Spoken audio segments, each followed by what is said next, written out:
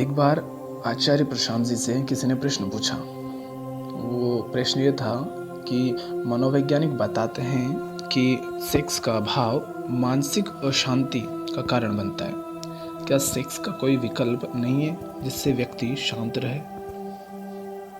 तो उन्होंने क्या जवाब दिया वो सुनिए। वो कहते हैं, घर में बच्चे होते हैं छोटे, उन्हें कुछ ना कुछ उपद्रव करना है। जैसे जैसे वो 1.5-2 साल के हो गए, उनकी ऊर्जा बढ़ने लगती है और काम धंधा भी कुछ है नहीं उनके पास।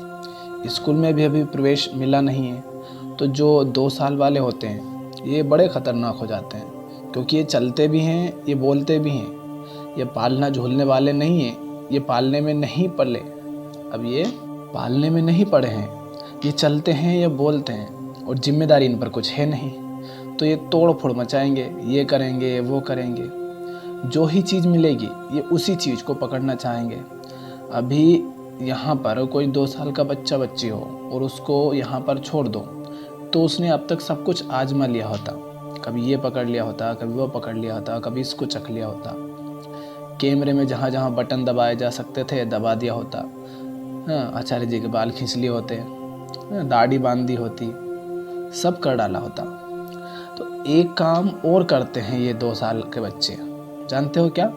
ये अपने शरीर को भी खिलौना बनाते हैं। उसकी शुरुआत पहले से ही हो चुकी होती है। जब वो 3-4 महीने 5 महीने के होते हैं, कभी अंगूठा चूसेंगे, कभी पाँव का अंगूठा पकड़ेंगे, कभी पाँव मुंह में डाल लेते हैं, कभी कुछ करेंगे, कभी कुछ। और शरीर से खेल रहे हैं, क्योंकि उन्हें कुछ तो चाहिए। मन चंचल है, उसे कुछ तो पकड़ना है, किसी न किसी चीज़ से तो उपद्रव करना है। तो ये बच्चे ऐसा भी करते हैं कि अपना जनांग भी पकड़ लेते हैं। फिर माताएं आती हैं छुड़ाने, छोड़ो छोड़ो गंदी बात, ये नहीं करते, ये नहीं करते। और वो कुछ नहीं कर रहा है, खेल रहा है मस्त। उसको चाहिए कुछ, उसको खिलौना चाहिए। वो बुरा बच्चा नहीं है, उसके पास ऊर्जा बहुत है, उसे खेलना है। तो फिर माँ लाकर उसे खिलौना दे देगी, विधि लगाएगी कि बच्चा व्यस्त हो जाए। वही हाल वयस्कों का है, हम जैसों का।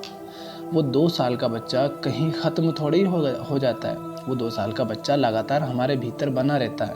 उसको अगर तुम जीवन में कोई सार्थक खिलौना नहीं दोगे, तो फिर वो अपने ही अंगों को पकड़कर खेलेगा। और ऐसा नहीं है कि वो सिर्फ जन्नांग से ही खेलता है, वो फिर सारे ही अंगों से खेलता है। खेलना का क्या मतलब है? जिस चीज़ को तुम पकड़ लो, जिस भी चीज़ पर तुम्हारी पकड़ बन जाए। तुम्हारे चेहरे पर तुम्हारी पकड़ नहीं बनी हुई है क्या? देखा है कितनी बार अपने चेहरे को देखते हो? कोई तो बोल रहा था कि कंघी करता हूँ और बाल कितने टूटते हैं, ये गिनता हूँ। ये क्या है? ये तुमने बालों पर अपनी पकड़ बना ली है, क्योंकि तुम्हें कुछ तो पकड़ना है, तो तुमने बाल पकड़ लिए। कभी चले जाओ, ये जो सैलून होते हैं वहाँ देखो चेहरा कैसे पकड़ा जाता है, पाँव कैसे पकड़ा जाता है। देवी जी बैठी हुई हैं, वो कह रही हैं और घिसो अंगूठा। ज़िंदगी में कुछ करने को नहीं है तो 3-3 घंटे अंगूठा घिसा जा रहा है। ये वही छोटा बच्चा है जो अपना अंगूठा चूस रहा था, जो अपना जन्नांग पकड़ बैठ गया था।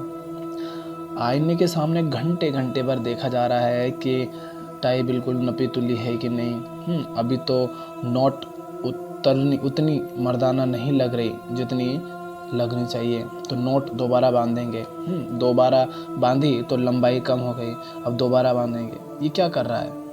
इसने गले को पकड़ लिया, इसने टाई को पकड़ लिया, अब खेल रहा है उसके साथ। ये सब क्यों हो रहा है?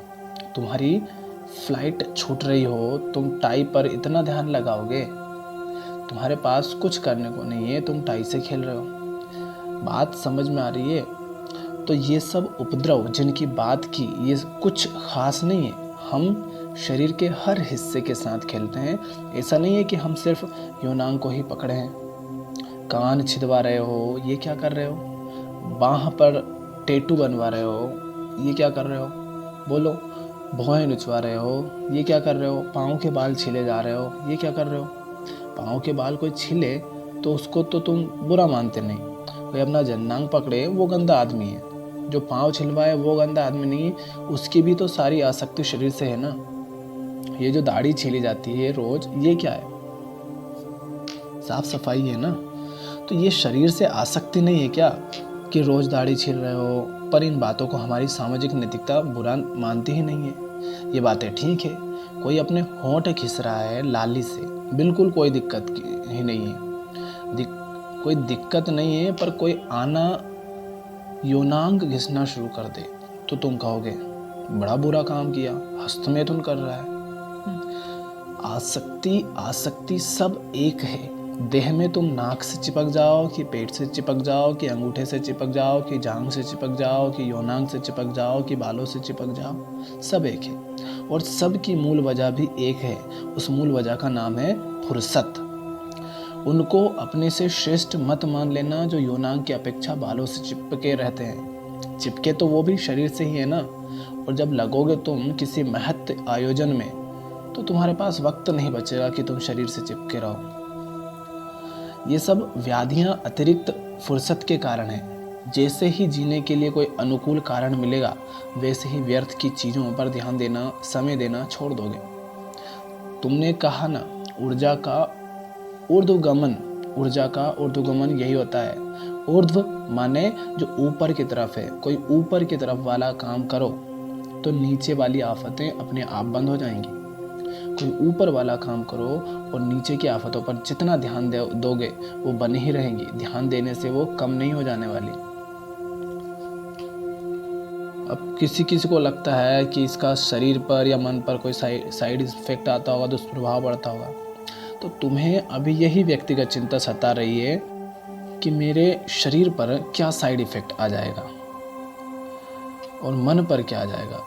वो भी तो व्यक्तिगत चिंता ही है। मैं कह रहा हूँ उद्देश्य होना चाहिए तुम्हारे व्यक्तित्व से कहीं आगे का। जैसे अपने व्यक्तित्व सुख के लिए तुम काम चिंतन करते हो, वैसे ही अपने शरीर की सुरक्षा के लिए पूछ रहे हो कहीं कोई साइड इफेक्ट तो नहीं हो जाएगा। ले दे करके अटके तो रह गए किसमें, शरीर में और अपने ही व्यक्तित्व में। तो ये प्रश्न ही व्यर्थ है।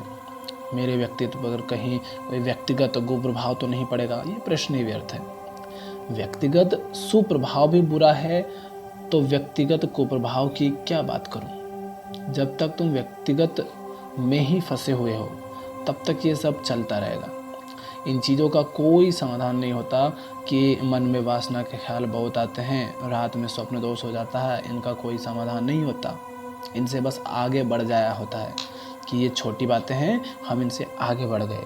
ये बातें हमें अब नज़र ही नहीं आती, न जाने अब कहाँ पीछे छूट गई। कुछ बातों का समाधान करने के लिए भी उन बातों से उलझा नहीं जाता, बस उन बातों से आगे बढ़ जाते हैं। आगे बढ़ जाओ तो ये बातें पीछे छूट जाती हैं और इनका समाधान करने लग गए तो इन बातों के सामने अटके रह जाओगे। दिन भर को किसी सार्थक काम के लिए कड़ी मेहनत करो और ऐसी नींद आएगी फिर कि ना स्वप्न और ना स्वप्न दोष। दिन भर मेहनत करो, काम करो तो समय ही नहीं मिला कुछ सोचने का, ऐसा कुछ भी बातें। और जब दिन भर काम किया, मेहनत की तो थक जाओगे तो रात को ऐसी नींद आएगी गहरी कि जब सुबह उठोगे तो कहोगे वाह क्या नींद आई, और ना तो कोई स्वप्न आया ना स्वप्न दोष आया। कभी कोई दिन हुआ है ऐसा कि करी है हाड़ तोड़ मेहनत और तब जो नींद आती है वो सुषुप्ति कहलाती है, उसमें सपना ही नहीं होता। और जब सपना ही नहीं होगा तो स्वप्न दोष कहाँ से आ जाएगा। पर उतनी मेहनत तो करो और उतनी मेहनत तो प्रेम ही करवाएगा। प्रेम माने किसी सार्थक कार्य से प्रेम।